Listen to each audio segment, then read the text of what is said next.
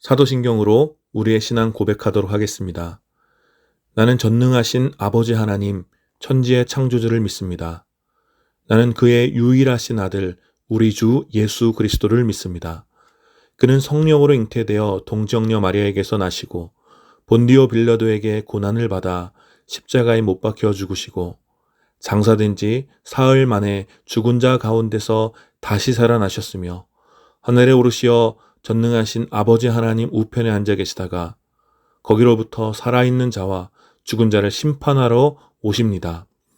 나는 성령을 믿으며 거룩한 공교회와 성도의 교제와 죄를 용서받는 것과 몸의 부활과 영생을 믿습니다. 아멘.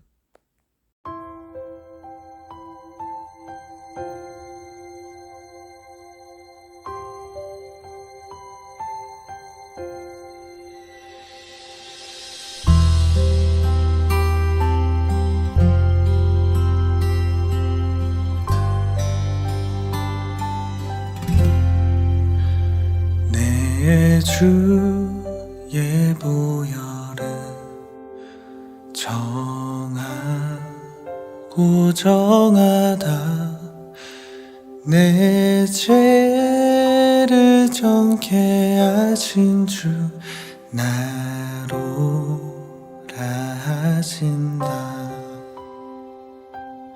내가 주께로 지금 가오니 십자가의 보혈로 날 씻어주소서.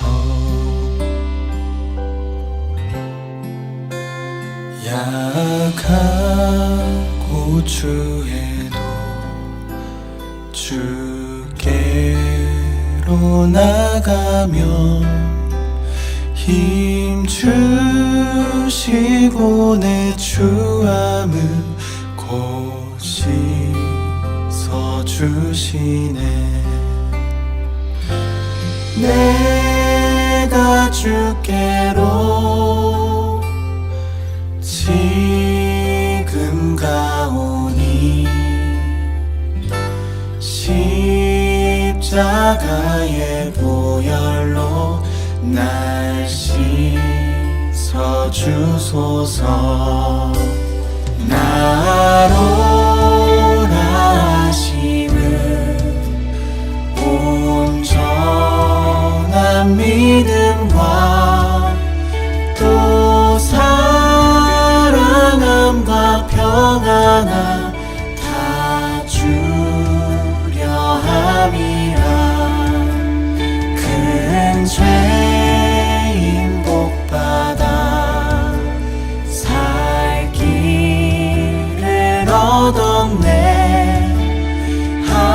한없이 넓고 큰 은혜 베풀어 주소서. 내가 주께로 지금 가오니 십자가의 보혈로 날 씻어주소서.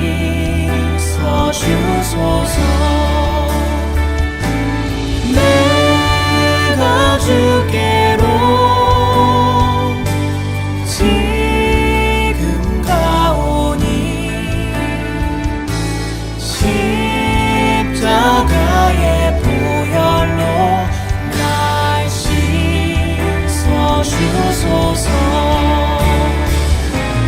내가 주께로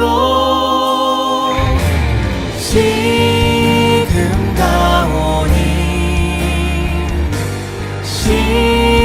십자가의 보혈로 날 씻어주소서.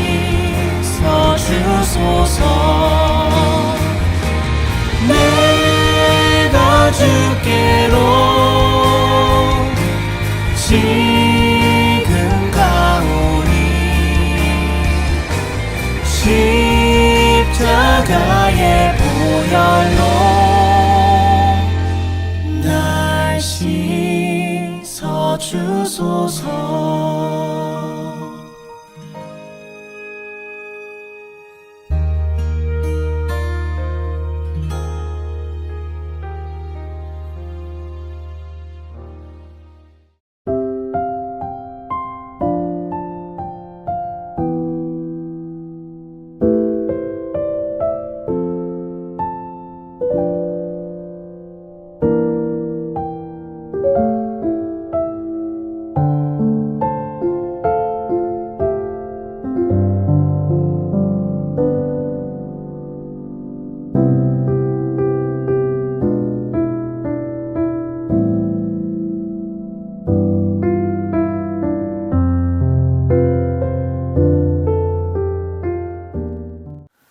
오늘 함께 드린 예배를 위해서 잠시 기도하겠습니다. 거룩하신 하나님 은혜를 감사합니다. 오늘도 주님께서 기뻐하시는 날 우리가 시간을 온전히 드려 주님 앞에 예배드립니다. 주님 이 시간 우리의 예배를 받아주시고 특별히 종려 주일을 기념하여 또 예루살렘에 입성하신 그 예수님을 묵상하며 함께 예배드릴 때 이 시간 예배 가운데 드려지는 우리의 모든 삶의 고백과 또 찬양의 고백과 적은 예물로 드려지는 우리의 모든 삶의 고백을 주님 온전히 받아주시옵소서. 이 예배 가운데 성령 하나님 교통하여 주시어서 세상에 줄 수 없는 참된 위로와 평안을 우리 가운데 허락하여 주시고 하나님 나라의 영원한 소망을 이 시간 우리 가운데 온전히 부어주시옵소서. 오직 주님께만 영광이 되는 예배가 되기 원하오며 우리 주 예수 그리스도의 이름으로 기도드립니다. 아멘. 네, 오늘 함께 나눌 하나님 말씀은 사도행전 2장 44절부터 45절 2절 말씀입니다. 사도행전 2장 44절부터 45절 제가 봉독하겠습니다. 믿는 사람은 모두 함께 지내며 모든 것을 공동으로 소유하였다. 그들은 재산과 소유물을 팔아서 모든 사람에게 필요한 대로 나누어 주었다. 아멘. 오늘 이 2절 말씀을 중심으로 사도행전 강해 내 증인이 되리라 14번째 시간 장벽을 넘어선 교회 소유의 나눔이라는 제목으로 여러분들과 함께 은혜 나누기 원합니다. 오늘은 특별히 종려주일이지만 종려주일 그 사건에 대한 묵상보다는 예수님께서 예루살렘에 입성하셨던 그 의미와 목적, 또 그 이후에 일어날 일들을 우리가 좀 기억하면서 오늘 말씀을 중심으로 함께 좀 은혜를 나누었으면 좋겠습니다. 우리가 살고 있는 시대는 소유에 대한 욕망을 넘어서 거의 강박에 가까울 정도로 소유에 대하여 집착이 강한 시대를 우리는 살고 있습니다. 정확히 언제부터인지는 모르겠지만 적어도 21세기에 들어오면서 소유를 통해 자신의 정체성과 또 소유를 통해 자신의 존재의 가치를 증명하려는 경향이 현저하게 강해진 것은 사실입니다. 현대 사상에 지대한 영향을 끼친 독일의 철학자 헤겔의 주장처럼 현대인은 이제 자신을 타인과 구별하기 위하여 소유를 통해 자신을 표현하는 경향이 점점 강해지고 있는 것이죠. 어떤 아파트에 살고 또 어떤 차를 가지고 있고 또 얼만큼의 자산을 보유하고 있으며 또 사회 안에서 자신이 속한 사회 안에서 자신이 위치한 계층과 또 커리어들 또 그리고 다양한 인맥과 같이 유무형의 소유를 통해 기본적인 인간을 뛰어넘는 자기 자신의 어떤 존재를 증명하려고 하는 것입니다. 그래서 점점 누군가를 어떤 사람을 설명하고 또 이해하려고 할 때 그 사람의 성품이나 또 그 사람의 됨됨이를 보려 하지 않고 그 사람이 가지고 있는 다양한 형태의 소유를 통해 그 사람이 어떤 사람인지 인식하게 되는 것이죠. 그러니 이 소유라는 것은 점점 사람들의 모든 생활을 통제하고 규정하며 또 다른 이들과 구별되는 자신만의 어떤 존재의 정체성이 되어가고 있는 것입니다. 우리 시대의 이러한 경향성, 소유에 대한 이러한 경향성은 결국 이 소유라는 것에 대한 신화를 강화하여서 마치 종교와 같은 위치를 차지하려 하고 있고 따라서 이러한 소유에 대한 어떤 생각이나 이런 부분에 대해서 경고하거나 또 비판적인 소리를 내는 이들은 많은 이들로부터 저항을 받고 있습니다. 소유에 대한 사람들의 이 종교적인 갈망은 매우 간단합니다. 이런 거예요. 많은 소유가 혹은 자신이 원하는 것을 얻게 되는 것이 자신을 만족시켜 줄 것이라는 단순한 명제. 이 단순한 명제를 소유를 종교와 같은 신념으로 만들어가는 거예요. 소유에 열광하는 사람들은 이 명제를 거의 진리처럼 여기며 그 어떤 반박도 허용하려고 하지 않습니다. 마치 자기가 믿는 신이 자기 삶의 자리에 함께 할 때, 즉 입신할 때 세상에서 가질 수 없는 최고의 기쁨을 누릴 수 있다고 믿는 것처럼 소유가 자신이 원하는 소유를 하게 될 때 세상에서 누릴 수 있는 최고의 기쁨과 만족을 얻는다고 확신하는 것입니다. 그 반대의 경우도 마찬가지죠. 그러한 소유를 얻지 못했을 때 만족할 수 없다라고 확신하는 것입니다. 그러나 여러분, 이러한 확신은 사실 거의 확률이 없는 도박과 같은 확신입니다. 자신이 원하는 것을 완전하게 얻을 수 있는 것, 완전하게 소유할 수 있는 것은 거의 도박의 가장 강력한 패를 얻는 것만큼, 아니 그 이상으로 희박한 확률인 것이죠. 그러나 몇 번의 승리의 경험이 수차례의 실패에도 불구하고 도박장을 벗어나지 못하게 하는 것처럼 몇 번의 소유의 경험은 계속되는 결핍에도 불구하고 이 소유에 대한 집착을 벗어나지 못하게 하는 중독과 같은 것입니다. 따라서 이 시대에 소유에 대한 집착은 일종의 질병과 같습니다. 문제는 그럼에도 불구하고 소유에 대한 인간의 깊은 탐욕과 또 강박에 가까운 집착을 극복하기가 매우 어렵다라는 거예요. 그리고 이러한 문제는 인류의 오랜 역사만큼이나 아주 뿌리 깊은 문제라고 할 수 있습니다. 비록 오늘의 시대가 소유에 대한 집착이 과거에 비해서 과도하게 깊어진 것은 사실이지만 이러한 소유에 대한 인간의 탐욕과 갈망, 또 그리고 그로 인해 나타나는 모든 비인간적인 현상들은 사실 어제 오늘의 이야기만은 아닙니다. 세속의 철학자들 역시 이러한 소유의 문제가 매우 오래된 문제라는 것에 인식을 같이 하고 있고, 하이데거와 같은 유명한 철학자는 소유의 문제를 어떤 죽음의 문제와 연결시켜 생각할 정도로 인간의 오래된 본성으로부터 소유의 문제를 찾고 있는 것입니다. 그리고 성경은 이러한 소유에 대한 인간의 집착과 갈망을 원죄로부터 시작하여 타락한 인간의 본성에 있다고 우리에게 가르쳐주고 있습니다. 저는 여러분들과 몇 차례 말씀을 나누었지만 이 타락하기 이전 사람에게는 소유라는 개념 자체가 필요하지 않았습니다. 모든 것이 풍성한 창조의 동산에서 하나님의 형상으로 창조된 사람은 하나님의 그 세밀한 돌봄 가운데 창조의 동산에 있는 모든 것들을 향유할 수 있었습니다. 그것은 원래 사람의 것은 아니었지만 하나님의 창조의 숨결 안에서 모든 것을 하나님과 더불어 누릴 수 있던 것이었습니다. 그래서 창조의 동산에서는 결핍이란 것을 찾아볼 수 없었고 모든 것이 풍성한 충만한 삶을 살았던 것입니다. 그러나 하나님의 자리를 탐한 사람은 자신의 탐욕에 무너져 하나님과의 관계를 스스로 잘라냈고 결국 하나님 안에서 누렸던 모든 풍성함에서 쫓겨나게 된 것입니다. 그 결과 하나님과 분리된 인간의 땅은 메마름과 결핍이 가득한 황폐한 땅이 되었고, 그 치명적인 결핍으로 인하여 사람들은 살기 위하여 소유에 집착하게 된 것입니다. 결핍의 땅에서 살기 위해서 소유에 집착하게 된 것이죠. 문제는 자신이 집착한 그 소유를 얻기 위해 타락한 사람들의 소유를 얻기 위한 방식들입니다. 이 문제를 최초로 가장 선명하게 보여준 사건이 바로 창세기 4장에 기록된 가인과 아벨의 사건인 것이죠.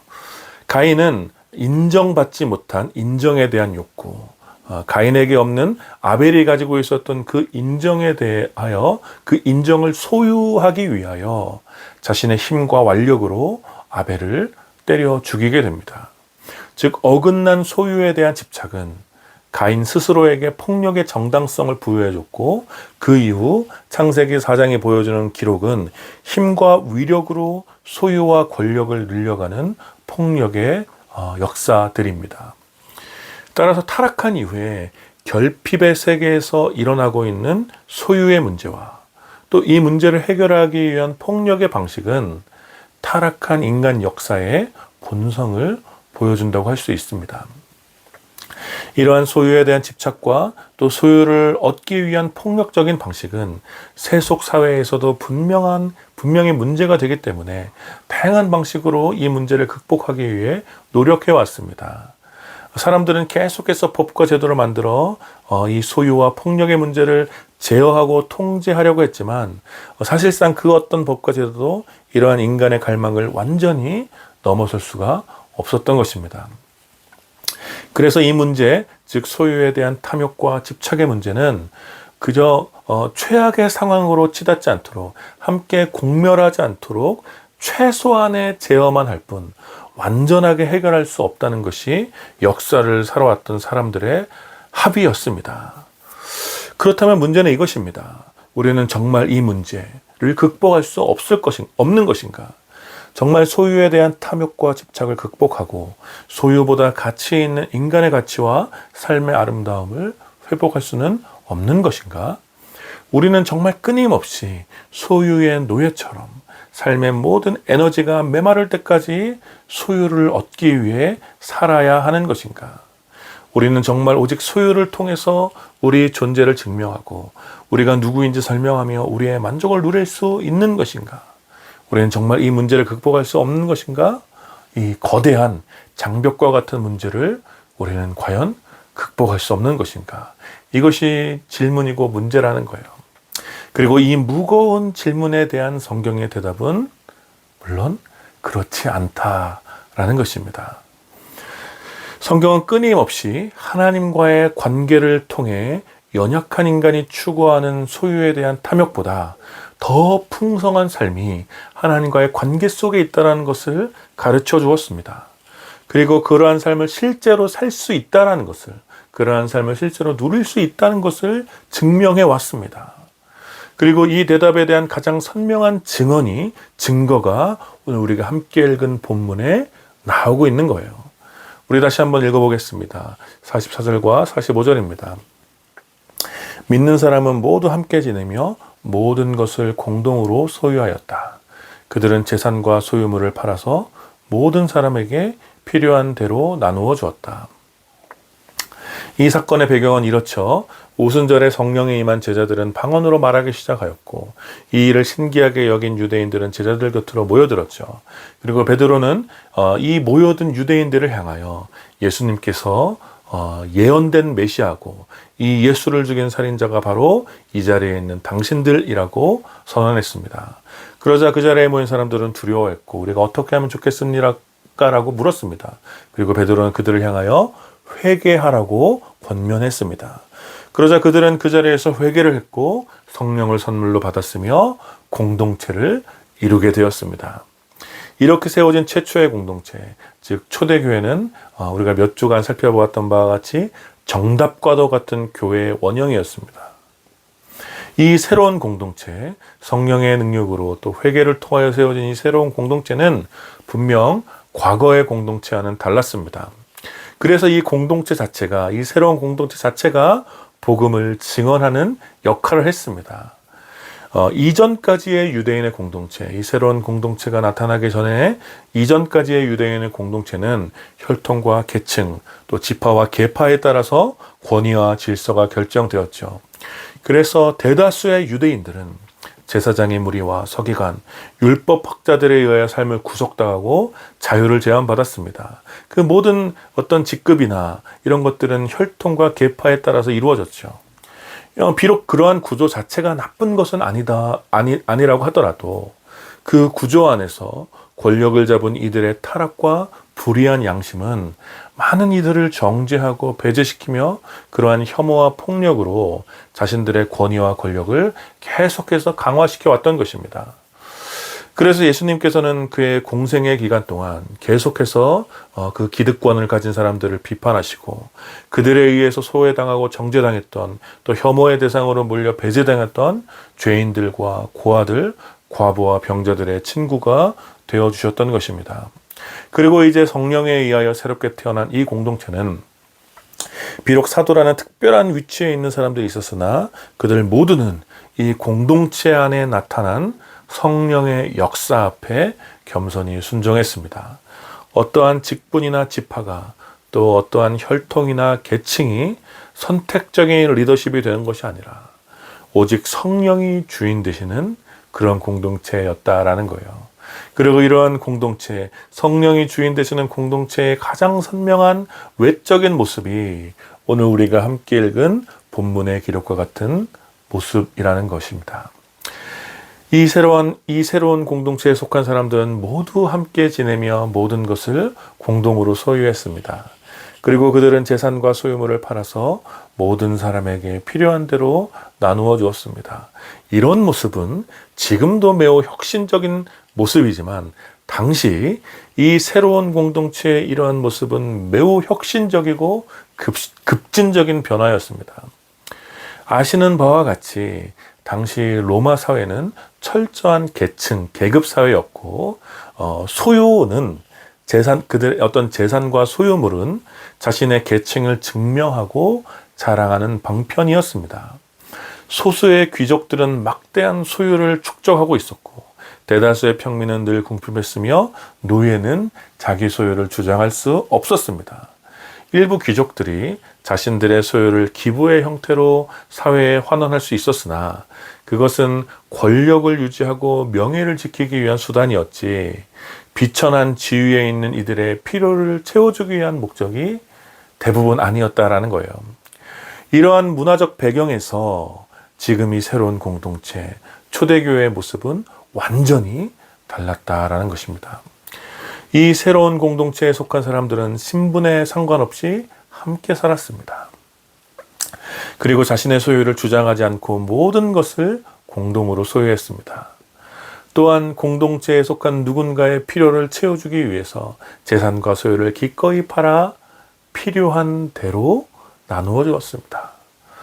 그래서 이 새로운 공동체는 신분에 대한 장벽도 소유에 대한 장벽도 완전히 넘어서 자신의 신분도 자신의 소유도 전혀 주장하지 않았다라는 거예요. 사회적으로 불가능했던 일들이 넘을 수 없었던 이 불가능한 장벽들이 넘어서게 된 것입니다. 이것은 단지 민주적이고 경제적 정의를 실현하는 차원의 문제가 아니었습니다. 초대교회에 나타난 이러한 강력한 변화의 원천은 어떤 무소유에 대한 철학이 생기거나 계급제도에 대한 정의감이 이러한 변화의 원천이 아니었습니다. 오히려 이 새로운 공동체에 나타난 급진적인 변화의 원천은 바로 갈망의 방향에 있었다라는 것입니다. 이전까지 보통의 사람들이 추구하며 꿈꾸었던 갈망은 그 갈망의 방향은 소유에 있었습니다. 타락한 세계의 만연한 결핍은 보통의 죄인들에게 소유에 대한 갈망과 집착을 가져오게 하는 것입니다. 그러나 이제 이 새로운 공동체는 성령 안에서 예수 그리스도를 통해 하나님과의 완전한 관계가 회복되었으므로 더 이상 결핍이 문제가 되지 않았던 것입니다. 오히려 그들이 느꼈던 유일한 결핍이라는 것은 소유에 대한 결핍이 아니라 예수 그리스도를 향한 깊은 사랑의 감정, 예수 그리스도를 더 사랑하고 싶은 그 사랑의 결핍이었다라는 거예요. 성령 안에서 회개하고 예수를 주라고 고백한 이 새로운 공동체의 지체들은 더 이상 소유에 대한 결핍의 문제로 소유에 대하여 집착하지 않고 주 대신 예수 그리스도를 향한 갈망이 깊어진 것입니다. 그러니 자신의 계층이나 소유와 같은 것으로 자신의 존재를 증명하지 않아도 되고 그러한 기준으로 타인을 평가하거나 정죄하지 않아도 되었던 것입니다. 이는 진정으로 오랜 세월 사람들을 통제해왔던 소유에 대한 집착과 갈망, 또 소유를 통해 자신의 존재를 증명해왔던 그 타락한 장벽을 극복한 사건이라고 할 수 있는 것입니다. 그리고 바로 이러한 모습이 진정한 교회의 능력이자 모습이라는 거예요. 사랑하는 여러분, 오늘 이 말씀이 소유의 시대를 살아가는 저와 여러분에게 강력한 도전과 위로가 되기를 소망합니다. 여러분, 우리 시대에 어느 누가 소유에 대하여 완전히 자유롭게 살 수 있다고 장담할 수 있겠습니까? 평범한 일상을 사는 우리 역시 먹고 사는 문제가 가장 소중하지 않겠습니까? 먹고 사는 문제, 소유에 대한 문제, 아마 우리의 삶을 평생 힘들게 하고 고통스럽게 하는 문제가 될 것입니다. 그러나 우리가 이 문제에 직면하여 사는 것과 이 문제에 지배당하는 것은 완전히 다른 차원의 이야기입니다. 우리가 먹고 사는 문제에 괴로워하며 소유에 대한 문제로 힘들어하는 이유는 그 문제가 우리의 행복을 결정하는 것이라고 믿기 때문이 아니라, 먹고 사는 것과 소유에 대한 것이 우리의 행복을 결정하는 것이라고 믿기 때문이 아니라, 그 모든 문제의 원인이, 즉 결핍이라는 것이 우리가 죄인이라는 증거라고 우리가 믿기 때문입니다. 범죄하여 타락한 아담을 향하여 하나님께서는 종일토록 수고해야지 먹고 살게 될 것이라는 하나님의 심판에 대하여 우리는 겸손해야 하는 거예요. 혹 더 많은 소유를 얻어 더 이상의 수고를 하지 않으려는 시도나 그러한 마음이 있다면 그것은 명백히 우리의 죄인됨을 부정하는, 우리 스스로의 힘으로 우리의 죄인됨을 극복하려는 태도라는 사실을 우리는 두려운 마음으로 기억해야 합니다. 그래서 우리가 먹고 사는 문제나 또 소유의 문제, 이 결핍에 대한 문제를 직면했을 때 그것이 우리의 갈망이 되지 않도록, 그것이 우리의 행복의 원천이 되지 않도록 주의해야 합니다. 더 많은 소유를 얻고 내가 원하는 것을 얻고 더 잘 먹고 잘 살기 위하여 살아가는 것이 우리 인생의 목적이 아니며, 그것이 우리의 삶을 설명할 수도 우리의 정체성이 될 수도 없는 것입니다. 우리는 늘 겸손하게 우리가 하루하루 하는 모든 노동과 수고가 소유를 향한 우리의 갈망과 탐욕을 채우기 위한 방편이 되지 않도록 주의해야 하는 것입니다. 성령 안에서 변화된 우리 삶의 진정한 갈망은 우리의 소유에 있지 않고 우리에게 모든 것을 충만하게 하시는 예수 그리스도께 있음을 우리는 절대 잊어서는 안 되는 것입니다. 여러분, 이것은 결코 흉내낼 수 있는 것이 아니에요. 우리는 이미 유무형의 소유를 통해 자신의 존재를 증명하고 자랑하며 자신의 가치를 자랑하려는 우리의 시대의 문화의 장벽 아래 살고 있습니다. 그리고 우리 시대의 교회 역시 이러한 시대 정신에 물들어 있음을 부인하기가 쉽지 않습니다. 우리는 너무나 자주 우리가 살고 있는 동네와 아파트, 우리가 타고 다니는 자동차와 회사, 또 우리가 받는 연봉과 커리어, 또 우리가 입고 다니는 브랜드와 액세서리로 우리의 성공을 자랑하며 만족을 얻고자 합니다. 그리고 우리는 너무나 자주 우리의 인맥과 출세한 가족, 또 우리의 외모나 건강, 우리의 SNS 팔로워와 인기, 또 명성과 명예, 또 우리가 다녀온 휴양지나 멋진 사진들, 허영심에 가득 찬 트렌드에 앞장선다는 이유로 만족을 얻고 그것으로 나라는 자기 존재를 규정하려고 합니다. 그리고 우리 시대의 교회 역시 그와 유사한 자랑을 하고 그와 같은 방식으로 교회를 규정하고 그것으로 만족을 얻으려고 합니다. 교인 수와 교회의 규모와 유명한 목사님과 또 그 교회 다니는 유명인, 찬양팀의 음악적인 실력이나 또 화려한 조명과 최첨단 시스템, 이러한 것들로 교회를 설명하고 교회를, 자신의 공동체를 규정하려고 하는 것이죠. 그러나 사랑하는 여러분, 우리가 오늘 살펴본 이 초대교회, 이 새로운 공동체는 분명 우리에게 익숙한 이러한 문화적인 관성을 부끄럽게 합니다. 이 새로운 공동체의 갈망은 소유에 대한 탐욕과 집착에 있지 않았고 오직 예수 그리스도를 향한 사랑에 있었습니다. 그들에게 만족을 주는 것은 소유나 명성에 있지 않았고 오직 예수 그리스도에게 있었습니다. 그들의 존재를 증명하는 것은 그들의 사회적 위치나 재산에 있었던 것이 아니라 예수 그리스도 안에서 받은 변화된 모습에 있었습니다. 그들의 정체성을 규정하는 것은 그들의 소유나 계급에 있지 않았고 오직 예수 그리스도와 연합한 자신들의 영원한 삶에 있었습니다. 그러니 그들은 지금까지 누렸던 재산과 소유를 자신의 것으로 주장하지 않고 주님의 것으로 여겼으며 그 결과 공동체의 필요를 따라 재산을 나누어 주고 주님과 연합한 모든 이들과 더불어 하나님 나라를 진정으로 바라볼 수 있었던 것입니다. 따라서 우리 시대의 교회와 우리들은 그저 주님의 능력을 빌어 소유에 대한 갈망과 집착으로 세워진 그 장벽의 가장 높은 곳으로 올라가고자 하지만, 성령에 의해 세워진 초대교회는 성령의 능력을 힘입어 소유에 대한 그 모든 장벽을 넘어 전혀 새로운 차원의 가치와 삶의 모습을 보여주었던 것입니다. 그리고 그러한 모습이야말로 예수 그리스도가 통치하는 하나님 나라의 풍성한 모습이며 기쁨의 원천이 되는 것입니다.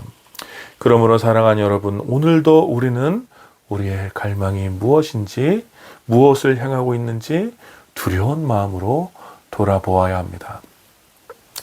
우리는 소유하기 위해 살지 않고 우리의 존재는 우리의 소유로 설명되거나 규정되지도 않습니다.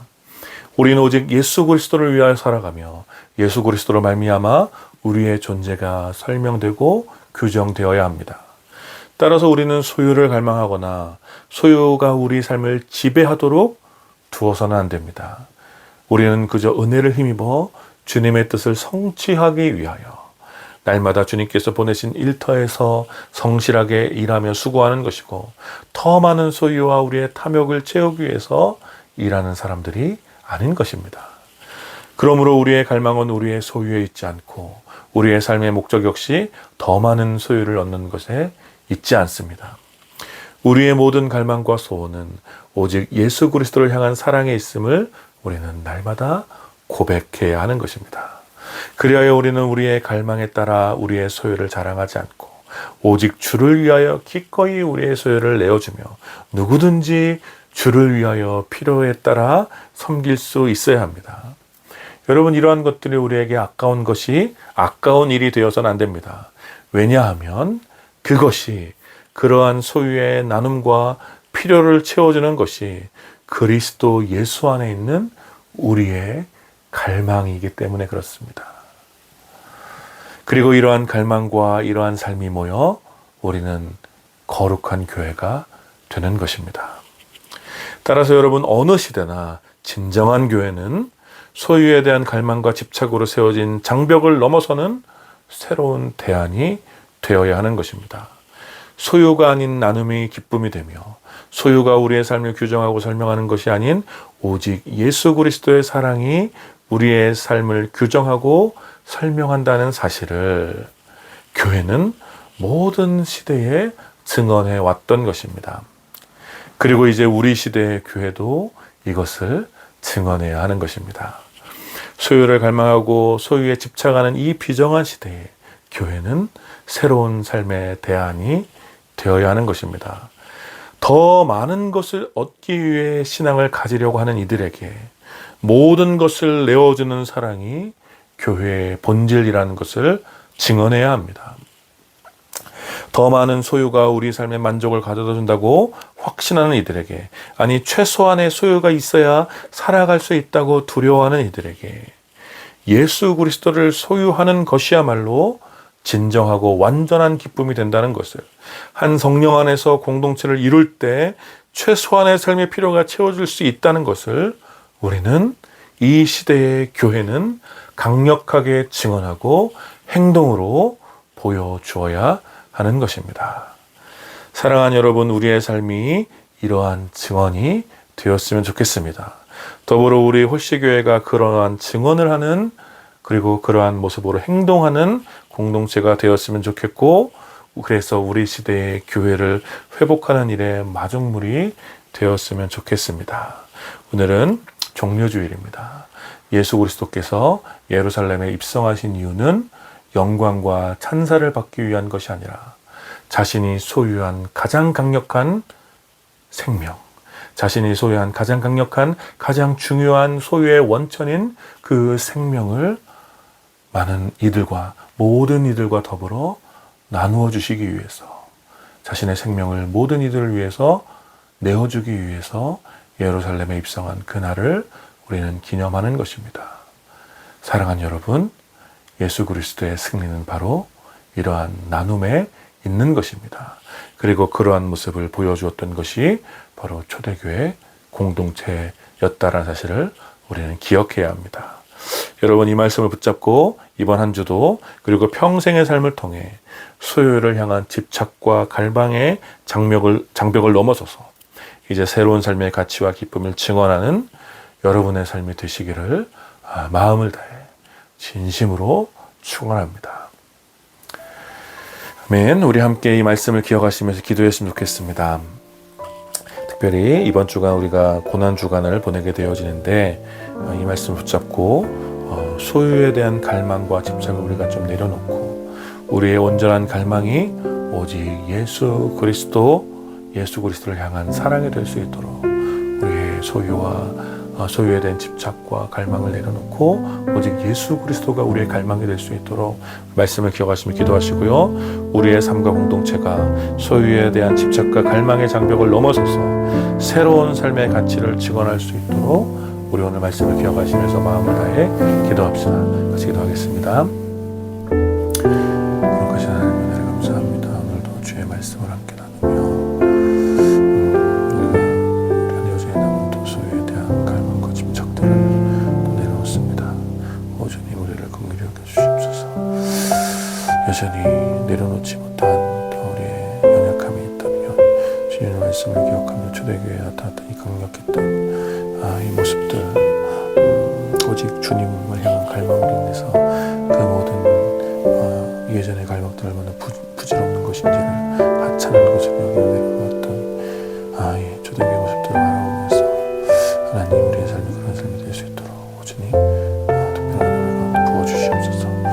특별히 이번 한 주간 고난주간을 보내면서 오전히 여전히 우리 가운데 먹기 싫은 것들 또 소유하고 싶은 것들 세상을 향한 우리 갈망들을 내려놓게 해주시고 자신의 생명을 자신의 마지막 남은 소유까지 생명까지 내어주시면서 우리를 살아가셨던 예수 그리스도의 그 모습을 우리가 온전히 기쁨을 받을 수 있도록 아버지 인도하여 주시옵소서. 특별히 우리 공동체가 부흥을 수 있도록 아버지 인도하시고 한국교회가 일어나는 모습을 볼 수 있도록 아버지 인도하여 주시옵소서.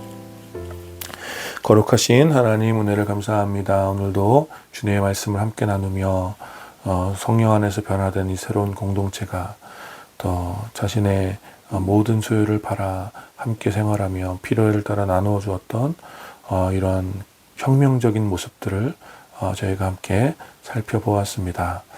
하나님 여전히 우리 가운데 남아있는 소유에 대한 갈망과 탐욕과 또 그 무서운 집착들을 오늘의 말씀을 붙잡고 온전히 내려놓을 수 있도록 아버지 인도하여 주시고 우리의 모든 갈망이 세상의 소유에 있는 것이 아니라 오직 예수 그리스도를 향할 수 있도록 오직 예수 그리스도가 우리 삶을 설명하며 오직 예수 그리스도가 우리의 삶을 규정하고 오직 예수 그리스도가 우리의 삶의 유일한 만족이 될 수 있도록 또 우리 만족의 모든 것이 될 수 있도록 주님 우리의 모든 갈망을 예수 그리스도를 향할 수 있도록 주님 우리의 가운데 특별한 은혜를 부어 주시옵소서.